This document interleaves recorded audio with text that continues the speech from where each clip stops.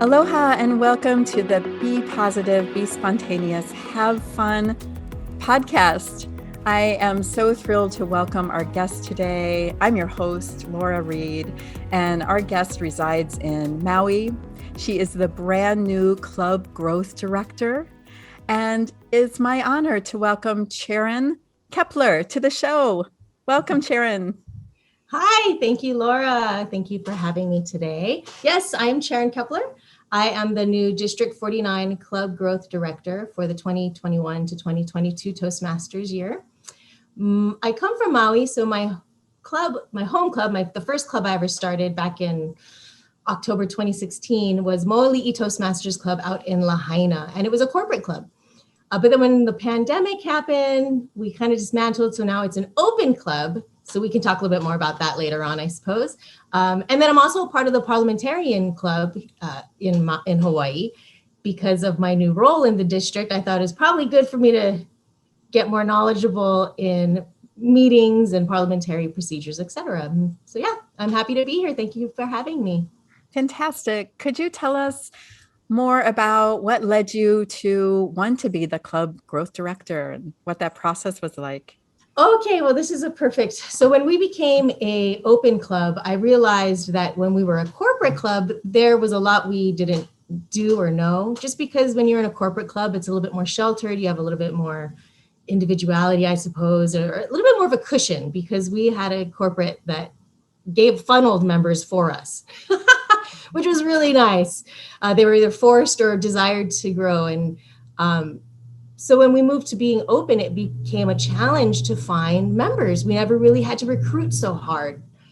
So I joined the Club Growth Committee. I was also the area director for Area 3 last year. And I learned a lot, and I'm happy to say Moali'i survived. We went from a club of 20 plus to 3, and we had to rebuild it in the last year. And I learned a lot through the Club Growth Committee and being the area director. And it just seemed a natural step to then now be the Club Growth Director for the district. And that's wow. You went from 20 to 3 or 3 to 20, did you say? 20 plus. I think we ended up with 23 members right before COVID, and then 3 members at the next membership dues timeline. Wow. 3 dedicated people that I absolutely love and adore for sticking through it. And so now we've built up. We actually are about at 12, but a very, very strong 12. And we've learned a little niche. We figured out because Moali'i out in Lahaina, our corporate club was Old Lahaina Luau, and they are a very Hawaiian organization based on Hawaiian values. And that's, kind of the root and foundation of what the club started. So we thought, hey, well, we're all pretty knowledgeable, and we know people that are knowledgeable, and we know people that want to be knowledgeable in Hawaiian culture. Why don't we make it, like a Hawaiian club? Not really super speaking Olelo or the language necessarily, but just topics, relevant things of living in Maui or living in Hawaii, about Hawaiian history or Hawaiian people or events, holidays, things like that. And that's kind of our theme. So anyway, not to go on and on about that, but oh, that's great. That's kind of how we've turned it around. And I feel that a lot of clubs out there are struggling and did struggle during the pandemic. And even without the pandemic is a struggle because we're not meeting in person. It's much harder to keep members and gain members when, it's over camera and Zoom and all that weird stuff. People like interacting. That's what's so lovely about Toastmasters. You get to meet and commune and have fellowship. So anyway, I would like to help others in the district. And as Club Growth Director, I can do that. Absolutely. Well, it sounds like, as you said, you learned a lot. What are some of the top lessons that you learned as far as growing that club back that you're going to be taking with you to this new position? Oh, yeah. Okay. Well, I don't know if it's anything new, but just reiterates the importance of teamwork and really needing others and others to get people to champion your cause. You need supporters. You need to find those people that are willing to help out and have the same vision and goal. And so building a team, everything starts with a team. You can't do it alone. And so that's one. I hope to build a really good Club Growth Committee team, which I am in the middle right now of recruiting and trying to get regular meetings and discussions and set goals and have an agenda and make plans and take action to help the district and the clubs achieve their goals. And ultimately, we're all in Toastmasters to help ourselves develop and grow and become better communicators and better leaders and public speakers. So obviously, utilizing those skills and building off of each other, and building teams and making things better than we left it. That's kind of my motto this year, is leaving the thing, this team or the district or the area or whatever, better than I found it, which is really hard, Laura, because District 49 is pretty freaking amazing, right? Oop, I don't know if that's a good word or not, but no, it's okay. It's not a kid show. Incredibly hard workers, very successful, always get certain levels of distinguished clubs, and achieving all kinds of things. So it's big shoes to fill, but I'm excited to do it. And I know that there's people out there that's going to be a part of this journey and this team to take the district even better than it was. Absolutely. I love that. Leaving it better than you left it. When I go camping with my son, that's one of our things. We always leave the campsite cleaner and neater than we found it. Right? Yeah. So speaking of that, what lessons did you learn from the former club growth director, Gerald, who you want to take with you? A lot. Gerald is a great leader. Shirt wearing, Toastmasters branding. I definitely picked up from him. Nice. And follow-ups. He was really good about following up and just touching base and emailing and sending a note and really fulfilling requests. I know that I had asked for a letter template that could be sent out, and he created it with his team and sent it out, and we could use it. Gerald was really great. He was very consistent. I feel bad for him because I don't think that the committee that he put together was able to commit. It's again, COVID pandemic. It was a tough year last year. People were going through constant change in life, job, no job, or just whatever, going into the office, not going in, masks, just, it was crazy. And I think that he handled it really well. And so I look forward to taking what he started and continuing it on. And it was a really tough year. And it looks like this year that you're going to be in now there's a lot of uncertainty, right? We don't know, are we going back in person? Is it hybrid? Is it going to stay virtual? Mm-hmm. What are some of your we're all hanging on by the edge of our seats to see what direction Toastmasters International sends us, right? I think that the best thing to do is to be prepared for it all. I personally hope to do hybrid. I know that many clubs may not be able to have the technology and the finances, I suppose, to support technology to have a hybrid. But I really enjoyed having online meetings. It was very convenient. You could really reach out and touch people from far away. So I don't know what the future may hold, but I think we should be prepared for it all. I actually kind of put it into the next agenda for our Club Growth Committee meeting to talk about what message are we going to send to the district when the news breaks, right? What does it mean? What does it look like? How are we going to be able to support people during that transition from going just to Zoom to whatever the possibilities may be? What are some of your ideas for doing that, for what the messaging is and how you're going to support people? Marketing is not my background. Sales pitching is so not my background, Laura, to be honest. That's why I got to find people that are good at it. Gerald was actually really good at it. He had good, little taglines or bits of inspiration or creativity that if you listen really good, you can really glean off of. I can't remember off the top of my head any of the brilliant ones that he's just said, but I'm not too sure. I think that it should be something like embracing the technology part of it. I think some people had a hard time, right? It's an uncomfortable, weird thing, letting somebody into your home through a camera, which is why I have a virtual background. But, hoping to make people feel comfortable in that, and asking people and clubs what resources they may need in order to transition to whatever, looking for funds if they need technology type of equipment, or sending a mentor or a club coach who is savvy in technology that can help see what they need and what they have and put it together to make it work. I don't know. There's a lot of conversations that can be had. And that's why a team works so good together, because you get all of those ideas out and then you can kind of filter through and choose which ones, are going to work and which ones we're going to try.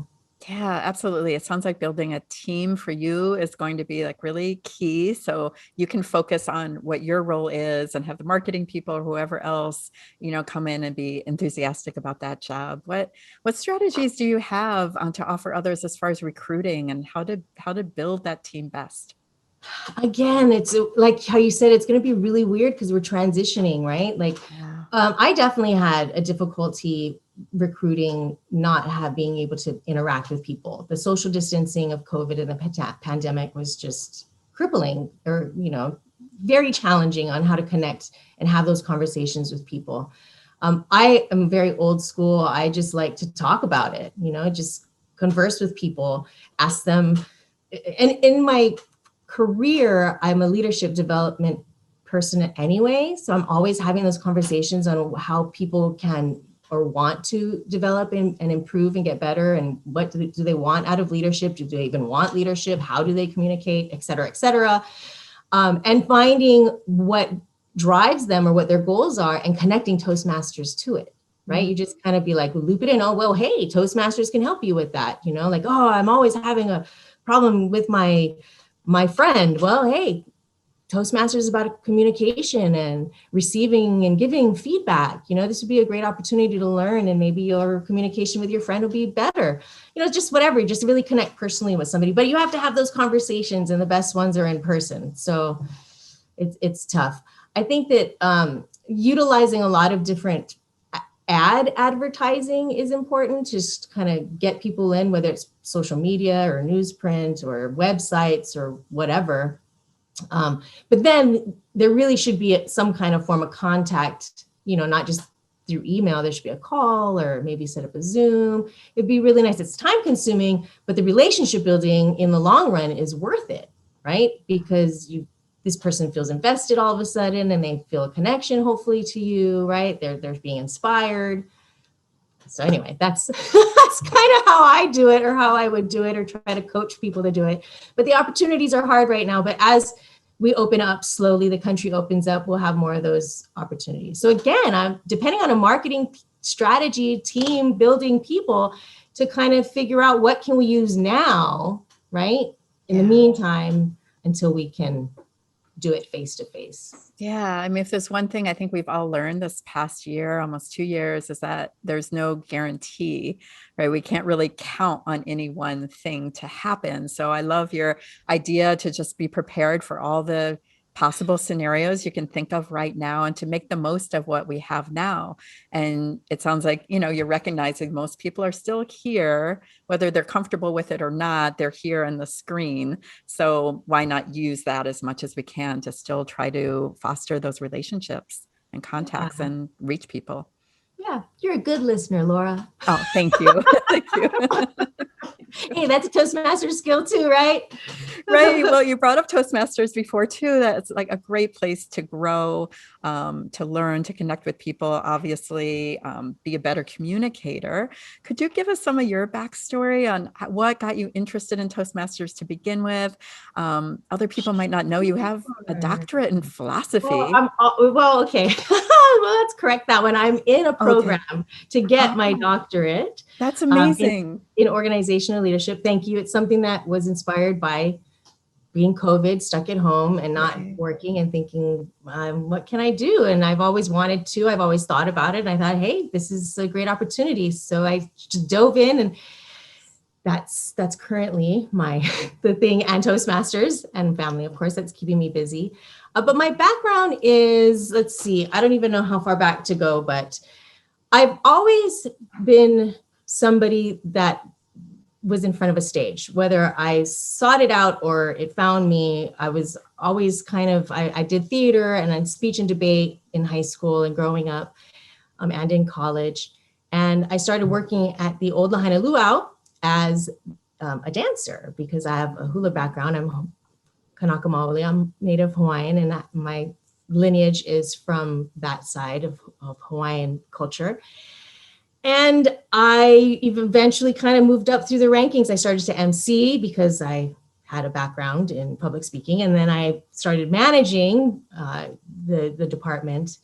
And I eventually became the leadership development director of the entire company, which also includes several restaurants. So just kind of like this natural progression. And I got my bachelor's in psychology first, and then I got my master's in organizational management. And that is kind of where how I fell into that position or rose to that position within the Old Lahaina Luau corporate umbrella. And then they wanted to open a Toastmasters club. They were like, hey, leadership development director Charen Kepler, what do you think about Toastmasters? And I had always heard about Toastmasters. I always admired Toastmasters. I always thought Toastmasters would be kind of fun, but it just never kind of worked out. I was already involved in public speaking and leadership already, but I was like, hey, I'm down. And we started the corporate club, and I have been president and vice president of membership, either dual or off and on, ever since 2016, as well as vice president of education. Those are the three officer roles that I've always filled ever since being a Toastmaster. Mm. And I don't even remember what your question was, to tell you the No, truth. it was perfect, because I was asking about your backstory, and you filled us in a lot. Wow, hula and theater, and yeah, it sounds like you have a lot of leadership experience as well, and you're used to being in front of people performing in one way or another. What are some of the main qualities that you think make a great leader? Oh, this is an age-old debate, because there's a lot of theories, there's a lot of styles. I think you need to be them all. Mm. I feel that leadership is not about the leader, it's about the follower or the employee, whatever you want to call it. Yeah. And I feel that it's situational. So your leadership should adapt to the needs of the person that you're leading, that you're responsible for. So I guess some people would call that a situational leader, but I don't see myself as situational either. I also see myself as a servant leader. So having compassion and sacrifice and stuff like that too. Yeah. So obviously if those are the leadership qualities that I've studied and that I've practiced that I feel kind of really work, those are the types of qualities that I try to coach and mentor others to grasp onto and hold on to. And I never, ever stop learning, right? Leaders never feel like they have reached the top. True leaders are constantly trying to better themselves in order to serve better to their followers, whether it's gaining more skills or more knowledge to improve the circumstances or to help their followers or their team achieve whatever the goal and objective. Because really, leaders can only be leaders if there's someone following them and they're going somewhere or they're doing something. So that's a team of two, right? So yeah. I love that, most people, I think when they talk about being a leader, they are pretty firm in what their leadership style is.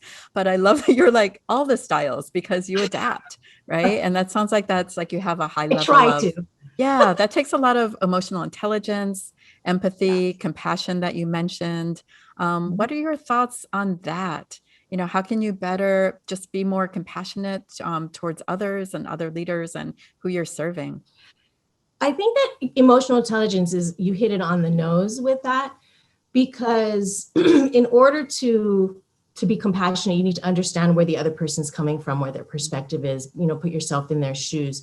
Otherwise, it's just sympathy. It's not empathy, right? Yeah.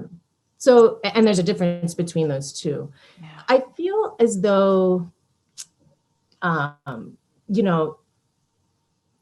be able to put your own personal agenda aside to truly look at the person or the situation with a new set of eyes or varying perspectives is really self-reflecting for yourself to kind of see where you play, what your role is or what your thoughts are. But we need to know that we're not always right and we don't always know it all. And we have to be open to hearing and listening and stopping our voice in our head and allow somebody else to kind of share and talk their ideas or their feelings, etc. But emotional intelligence comes into play because not everybody's really open about that. Not everybody's willing to say, you made me angry, right? But they tell you in ways of body language and facial gestures and just things like that. And that, Toastmasters has really helped me to hone in on understanding body language, as well as expressing myself, right? To truly be compassionate and to be able to set aside your thoughts and your feelings to really be open. It means to like display yourself in that way too, right? So if I'm trying to tell myself not to talk, I might kind of put my hand up to my mouth to remind myself, don't talk, let the other person, have the floor. Or if I want the person to feel like I'm being open, I'm not going to stand there and cross my arms, right? And so like just practicing and interacting with people, you get better at that emotional intelligence, reading and controlling your own body language in order for communication to really be open. Yeah. We think about Toastmasters so much as us speaking, like we're going to become a better speaker. But really, like the beauty of Toastmasters is how it also teaches you to be a better listener. And being a good listener, you do become a better leader, like learning how to give an evaluation, like really listen to all those, specifics, right? Count the ums and ahs, but also just the meat and heart of what someone is saying, and not just wait to talk, but really have a thoughtful response. And it sounds like that's a skill that you've really honed from your background. Oh, yes, definitely. Listening skills. Toastmasters, it's built into the agenda, right? You give a speech, you give an evaluation, you give feedback, you get feedback, et cetera, and all that stuff. And it really does help with understanding and getting better at body language, hence emotional intelligence, and listening. Because as an evaluator, you're really trying to not just listen to the content or the message, but everything, the whole package of the delivery of that speech, which really helps the person, the speaker, improve in 100% of the ways, right? Not only just content, but word choice or what they're wearing or how they moved or what hand gesture they're going to use for that. It becomes very planned and calculated and organized. And the more we do that, and the more we practice that, the better we are at doing it spontaneously or naturally, which is great leadership too, because you get thrown for a loop. Problems come or challenges come or unexpected things happen. And so, that's another one. I'm sorry, I totally kind of went derailed off of listening, but that's another one, just that evaluation and feedback, the listening skills you get, the body language and emotional intelligence you get. There's so many benefits to Toastmasters, which I always knew even in the beginning of joining in 2016, but diving deep last year and learning a lot more and just reading more of the manuals and doing a lot more of the trainings, Toastmasters is fantastic, but it really is an answer to people that want to grow in communication and leadership, and it's affordable. Absolutely. No, I love where you went with that, because as you were speaking, it's like, you're right. Like if the way you craft a powerful, effective speech, right? Having a strong beginning, middle, and end, knowing where you're going, right? Having it be engaging, maybe tell a story, connect with people better, is really could mirror like your position, even as, director. Having a strong leadership skills, really knowing like where you want to go and how to connect with everybody and having that team built behind it. Could you share with us some of your specifics that are part of that narrative of where you'd like to be when you get to the end? Oh, at the end of the year?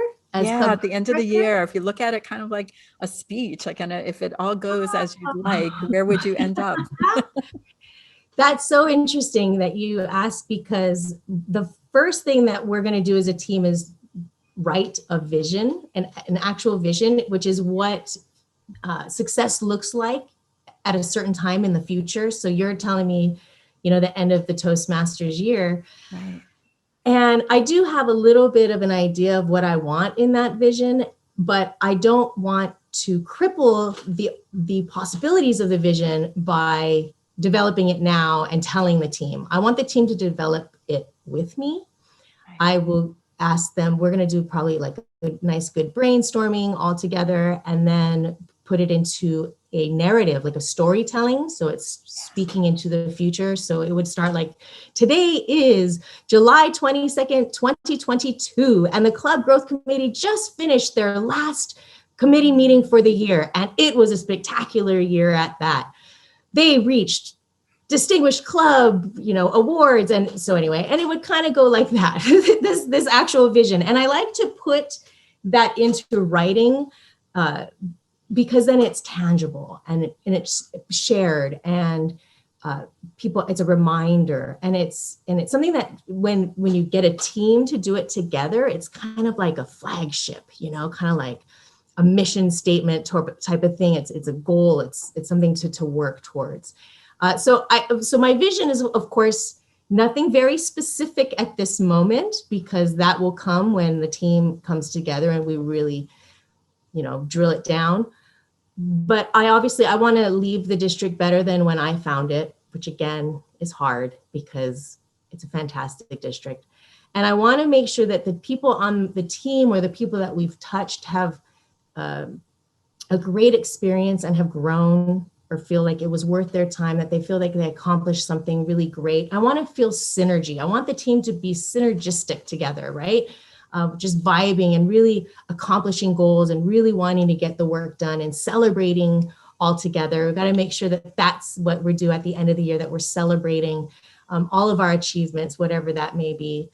And yeah, so that's my hopes, and that's what's going on in my head about the whole thing. Inspiring and motivating. I love that. And I love that you're taking everyone else's vision of the team, like not telling them this is our vision, or not sharing that with me because you don't have it yet, because you wanted to all be, have that synergy with everyone else and be able to, you can all see it. And if you can all see it together, you can all get there and be it. And I think the idea of starting with that vision and maybe working backwards rather than just where we are now, feeling maybe a little stuck, not knowing what the future is, seems like a really brilliant way to do it as well. Yeah. Yeah, Speaking of that, wait, I was just having this discussion with a friend. Do you think it's better to have a really big, huge goal, right, that just motivates everybody, but is maybe a little unattainable, or you'd have to really push yourself, right? Or do you think it's better to have kind of very achievable, smaller goals and then have those celebrations throughout and keep reaching that? What's your strategy? Well, both. a wise man once said, and not once, he said it very often, which is why I remember it, is that when you're planning a trip, you don't figure out the hotel and the car and the step by step. You kind of got to know where your final destination is first, and then you kind of work backwards, or you fill in the steps to get there after you've already set that goal. And I personally say, when you set goals, go as high as you can. Oh, I like that. Go as high as you can, as you possibly imagine. Go as high, because what is that saying? When you shoot for the moon, you fall on the stars, or whatever it is. Yeah. Something like that. I feel like definitely go for the unattainable dream, because you'll either get there or you'll get something just as great. Sometimes our final destination isn't where we end up because of life, or just all weird kind of things. And I think that if you plan those small steps too much, you can get lost in not letting things happen the way they're supposed to. I don't know. I'm kind of like a planner, but I'm also like a go with my gut kind of intuition. Like I'll drop a plan if all of a sudden everything in me is telling me that it's wrong, or there's something else better, right? And I think that sometimes if people make all these steps, they get stuck in that plan and they think, like, I have to follow this plan because I made this plan. So I think that there needs to be a little bit of flexibility, but you got to know, where are you going? Where do you want to end up? So I don't know if that answered the question. No, it does. And you're right. And just the way you share it, it's so motivating, right? It makes you want, the big goals, like following the stars, rather than, I liked your map analogy too, because if you're focused too much on all the little details, you kind of don't enjoy like that bigger perspective of the journey, and just like the, rolling down the windows and feeling the breeze, right? Just to get to where you're going, instead of just looking at every little road sign, right? So I love that. Wow. Any final words or inspiration you'd like to share with us? I obviously the district is in really good hands. I can't wait to see where you lead everybody and to witness your journey with this new role. Thank you. Yes, I am super looking forward to working with the other two in the key three, which is Corey and Gerald. And we have Seppi, who's the immediate past president going out, who's just so supportive and awesome. I'm really excited. We're going to have to do a follow-up maybe and see just what we achieved in this last year and how things panned out. Yeah, absolutely. Let's do it. That would be so fun. Are we going to see you in speech contests again? That's the one question I wanted to still ask you. Yes. Are you going to have time for that? I don't know. Well, there's certain leadership roles that you are not allowed to compete in the speech contests. Right. After this year, we'll see. I did compete in high school. And I did pretty well for myself. I wasn't like super, super, super awesome, but I was all right. It stresses me out, competition. I'd rather do it if it was like for a display. I don't know, right? Like if you just, I don't know. Competition just brings out a certain thing in people and in myself personally that I've learned in my own self-reflection that it's not pretty. But maybe that's an area that I need to grow and develop in myself, right? Face that and learn how to tame the beast maybe when it comes to being in the competitive spirit. So maybe, yes, I'm not going to say no, but it's not quite in my vision, but who knows? I hear you. I consider myself a pretty nice person, but for some reason when I'm playing Monopoly, it just brings out the worst in me. I'm a terrible person. I'm so competitive. Monopoly and speech contests a little bit too. But yeah, it does. Sometimes learning to deal with stress is a good thing, right? What's your number one strategy for dealing with stress? Definitely stopping and breathing, because it refocuses, it slows down your adrenaline, stops you from talking. Right? So yeah, that's the first thing. The first thing is you kind of need to know when you're going to hit that stressful. Again, that's self-reflection of knowing like what is your triggers, and maybe you don't know what your triggers are, but what are some of your symptoms? Like some people know immediately because they start to get flushed or they start to feel their heart beat faster, right? Or their palms start to sweat. So once you feel that, whatever that thing is that my body knows I'm stressed before I know I'm stressed. I just totally pause and I stop everything and I breathe and I slow down my mind and I don't say anything and I don't do anything until I can kind of calm the nerves down. And then I start again. Try it again. Well, with that deep breath and so much gratitude towards you for being here. I could just keep talking to you for hours. I feel like you have so much wisdom to share with everyone. Well, you're great. It really, it's a conversational thing. So thank you. You did an amazing job helping me through with the questions and recapping. I appreciate that so much. And let's definitely do a follow-up. Keep in touch. And thank you again for being here as our guest. All right, Laura. Thank you for having me. Aloha. All right. Bye.